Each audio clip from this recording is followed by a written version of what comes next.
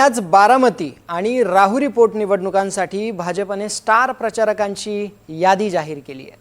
मुख्यमंत्री देवेंद्र फडणवीस यांच्यासह 40 नेत्यांचा या यादीमध्ये समावेश आहे। बारामती आणि राहुरी विधानसभा मतदारसंघामध्ये होणाऱ्या पोटनिवडणुकीच्या प्रचाराकरता भाजपच्या केंद्रीय कार्यालयाने ही स्टार प्रचारकांची यादी जाहीर केली। ही यादी निवडणूक आयुक्तांना सादर केली गेली आहे। तर धनंजय मुंडेंच्या चेतावणीमुळे मी बारामती निवडणुकीच्या आखाड्यामध्ये आहे असं करुणा मुंडे म्हणालेले आहेत। बारामतीची जनता मला स्वीकारेल असंही त्यांचं म्हणणं आहे।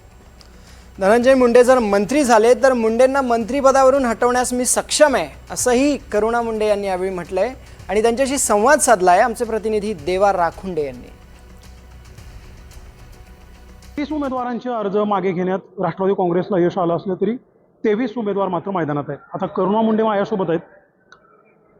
पोटनिवडणूक पार पडते, भावनिक वातावरण आहे। तुम्ही मात्र थेट सुनेत्रा पवारांना चॅलेंज केलंय। जसं की मी अगोदर सांगितलं होतं की लोकशाही वाचवण्यासाठी आपल्याला उभे राहणं गरजेचं आहे आणि राष्ट्रवादीचे 2-3 नेत्यासोबत माझा बोलणं पण झाला होता आणि ज्यांची पोटनिवडणूक आहे आणि त्यांची पोटनिवडणूकमध्ये आणि ज्यांची बारामती आहे त्यांची बारामतीमध्ये आपण जरी त्यांना न्याय देऊ शकलो नाही आणि जसे मी 2-3 नेत्यासोबत माझा बोलणं झाला होता। कोणाशी बोलणं झालं होतं? हे 2-3 लोक, पण मी त्यांचं नाव घेऊ शकत नाही।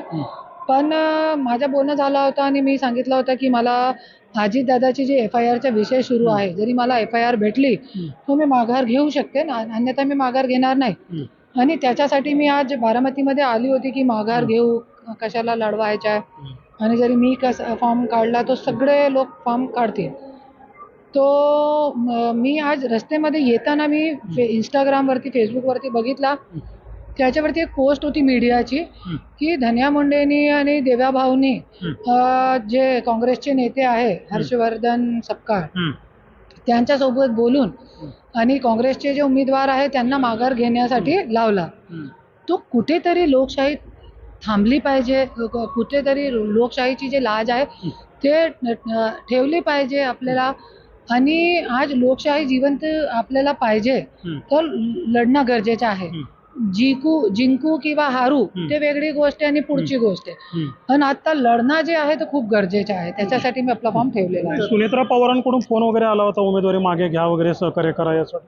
आला होता मला फोन, पण मी नकार दिला क्योंकि मी एकच मागणी केली होती क्योंकि जे आज सुनेत्रा बहिणीचं काम हे अजितदादावरती जे अपघात झालेला आहे ते त्याच्यासाठी लढायला पाहिजे, पण न लढता फक्त इलेक्शन शपथ आज हे सगळं राजकारण सुरू आहे। पण आमच्यासारखे जे लोक आहे ते लढण्याचे पाठीमागे असतात आणि मी लढाऊ नेतृत्व आहे, सगळ्यांनी बघितलेलं आहे, सगळ्यांनी बघितलेलं आहे। त्याच्यासाठी मी आज इथे फॉर्म आपला ठेवलेला आहे। खूप खूप धन्यवाद। तर या होत्या करुणा मुंडे।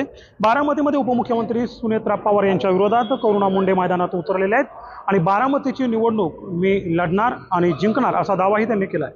देवा राखुंडे, NDTV मराठी, बारामती।